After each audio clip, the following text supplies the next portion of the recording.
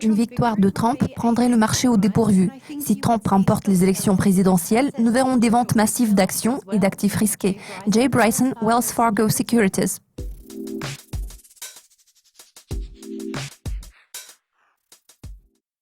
Cette semaine, tous les yeux seront rivés sur les élections présidentielles aux États-Unis.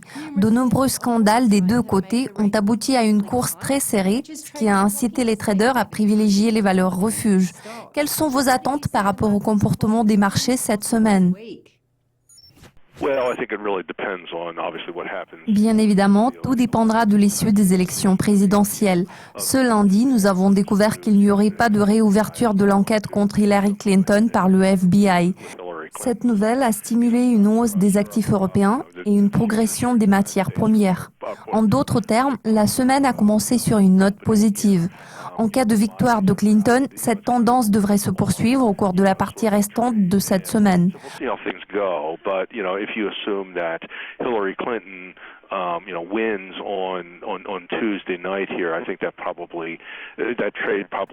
En revanche, une victoire de Trump pourrait prendre le marché au dépourvu. Si Trump remporte les élections présidentielles, nous verrons des ventes massives d'actions et d'actifs risqués.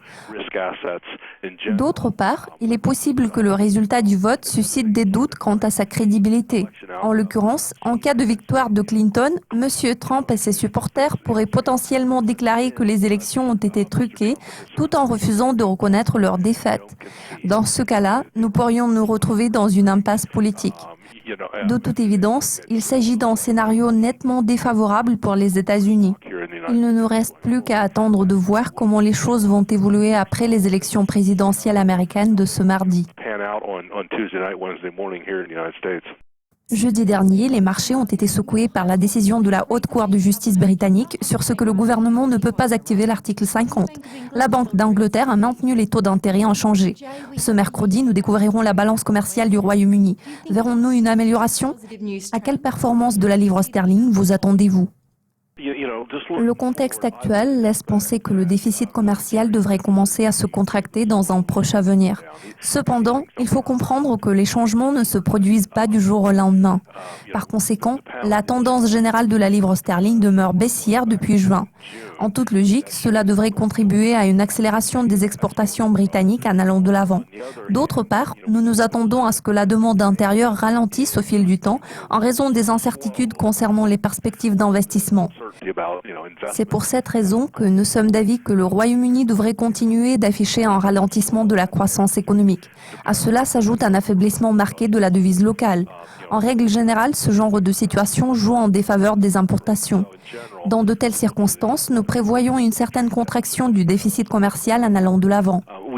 Pour ce qui est de la livre sterling, elle devrait continuer à se déprécier à plus long terme. Dans ce contexte, la Banque d'Angleterre n'est pas susceptible de relever les taux d'intérêt dans un avenir prévisible. Bien au contraire, nous pourrions voir de nouvelles baisses des taux en cas de ralentissement persistant de l'économie britannique. Il est généralement prévu que la Fed augmentera les taux dans un avenir pas très lointain. En revanche, la livre britannique pourrait potentiellement connaître un rallye à court terme.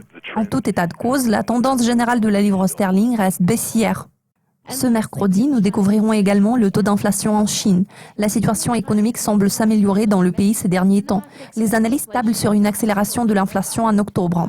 Pourtant, les craintes d'une bulle immobilière dans le pays se multiplient. Que pouvez-vous dire sur l'état actuel de l'économie chinoise et quelles sont vos attentes par rapport aux chiffres d'inflation ? En général, oui, effectivement, nous pouvons constater que le rythme de croissance s'est quelque peu stabilisé en Chine au cours des quelques derniers trimestres, bien qu'il demeure assez bas. De toute façon, nous ne prévoyons pas d'effondrement de l'économie chinoise.